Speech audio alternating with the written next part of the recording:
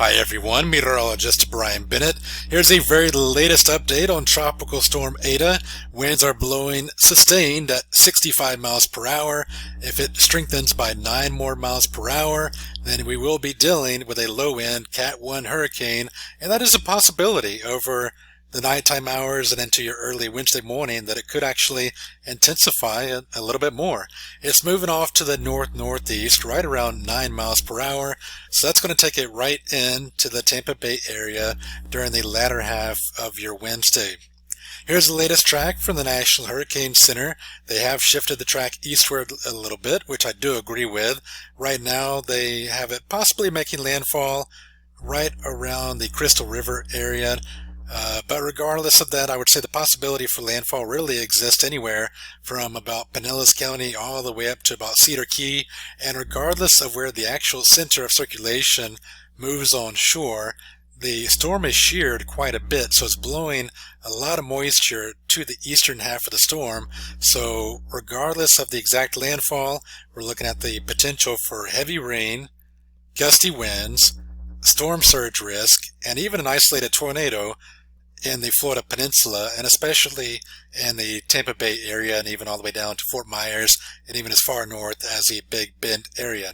So we're going to keep a close eye on this, obviously, as we are looking at deteriorating weather conditions likely as we move through your Wednesday and Wednesday night. There is a storm surge risk with this tropical storm on the order of 2 to 4 feet in all of the bay itself, Tampa Bay, and all up and down the coast as well, all the way down through Charlotte Harbor. And then once you get to Bonita Beach and farther south, we're looking at about a 1 to 2 foot storm surge possibility. I'm going to look at storm surge more in just a minute, but first I want to see if I can time out the exact impact of the storm in your location and what, where, and when you can expect these conditions to occur. Alright, we're looking at the high resolution rapid refresh model here. It seems to be representing the storm closest to what I anticipate to happen as far as the speed of the storm and the exact location as well. So I'm fast forwarding to Wednesday morning. Here we are Wednesday morning, and you can see kind of some of the outer rain bands that are already starting to make their way into Sanibel and Cape Coral and Fort Myers area. Tampa still pretty quiet. The storm hasn't quite made it into your area yet. Now let's fast forward to about 2 p.m. on Wednesday, and we are looking at some heavy downpours occurring anywhere from Pinellas County down through Sarasota, Cape Coral, Sanibel, looking at some heavy downpours as some of those initial rain bands start to move in from Tropical Storm Eta, which could even be a very low-end hurricane at this location. So do keep that in mind that we're going to be dealing with a tropical storm, if not a low-end Cat 1 hurricane, as it very first starts to make landfall. Fast forwarding to your Wednesday evening, let's go ahead and go to 8 p.m. Here we are at 8 p.m., still looking at heavy rainfall from Sanibel all the way up through Sarasota and most of the western part of Tampa Bay, all the way up through parts of Citrus and Hernando counties. So heavy rain falling at possibly over an inch per hour, so picking up rain fairly quickly, and it's going to continue to rain in these same locations, so flash flooding is a possibility. And then moving into Wednesday night and Thursday morning, the center circulation, according to the high resolution rapid refresh model, would be just offshore of the Clearwater Beach area, and the storm's going to continue to move off to the northeast and make its landfall probably early Thursday morning. But notice the greens and reds here representing continued heavy rain, and even rain as far east as the east coast of Florida, keeping in mind that areas like Fort Lauderdale area saw close to a foot of rain from the first pass of Eta, so the ground is still saturated in this area. So we don't need any more rain in southern Florida, but that will be a possibility, and also a deluge of rain possible in parts of Tampa Bay area during the latter half of your Wednesday and into Wednesday night and Thursday as well. Fast forwarding a bit more, and here we are Thursday morning right around sunrise, and the storm has potentially made landfall right around Citrus County, Hernando County possibly, with those heavy downpours starting to move farther east and giving a bit of a break to parts of Tampa Bay slowly throughout the day on Thursday. So how much rain are we talking about? let me slide this over for you. So first I wanted to show you the European model. The European model is being a little bit more conservative, and it's also keeping the storm just a tad farther offshore. But the latest European is giving coastal parts of the west part of Florida anywhere from about 1 to 3 inches of rain, with the possibility of some pockets receiving more like 3 to 4 inches of rain. In fact, I think that is a little bit on the conservative side. So let me bring up the high resolution rapid refresh model, and you see that it's indicating the possibility for some greater rainfall totals.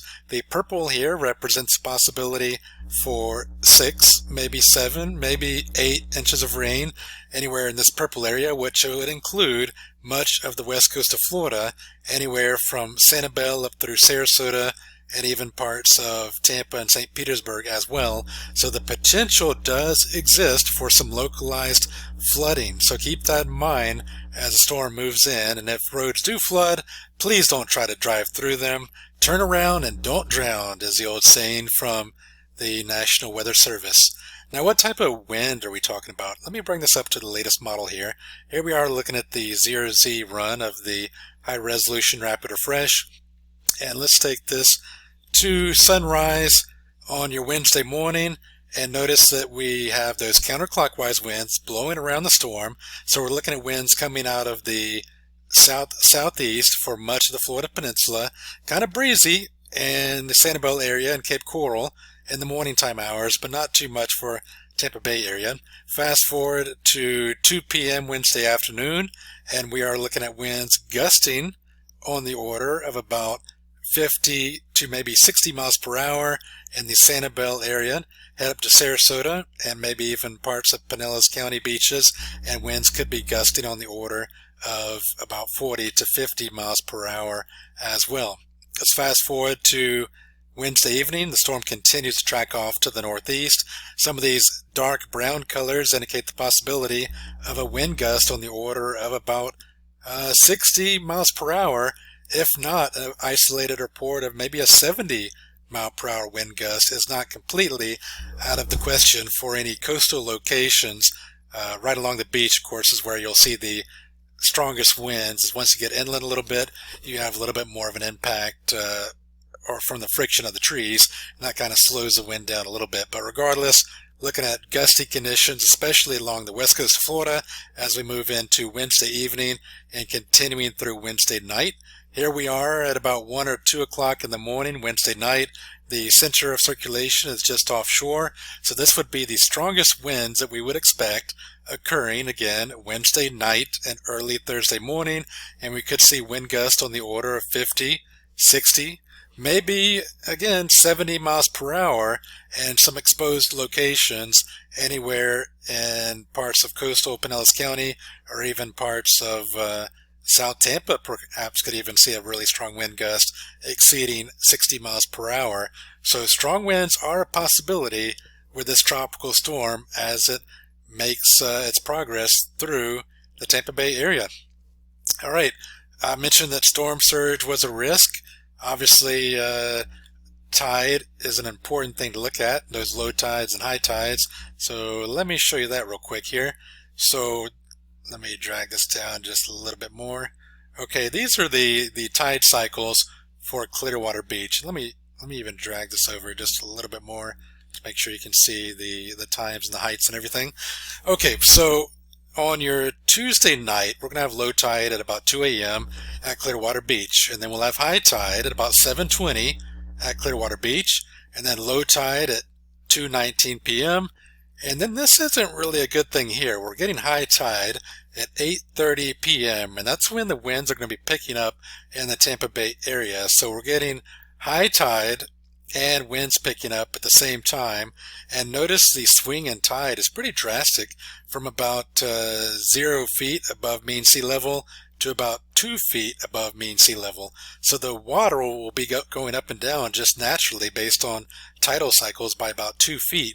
So you add 2 feet of water by 8:30 on your Wednesday evening, and then you factor in low pressure, allowing the water to rise a little bit, and then you factor in an onshore wind, and we could be looking at a storm surge risk for your nighttime hours Wednesday night and into Thursday morning. So if you live in a prone area on the west coast of Florida, you're going to want to watch that pretty closely.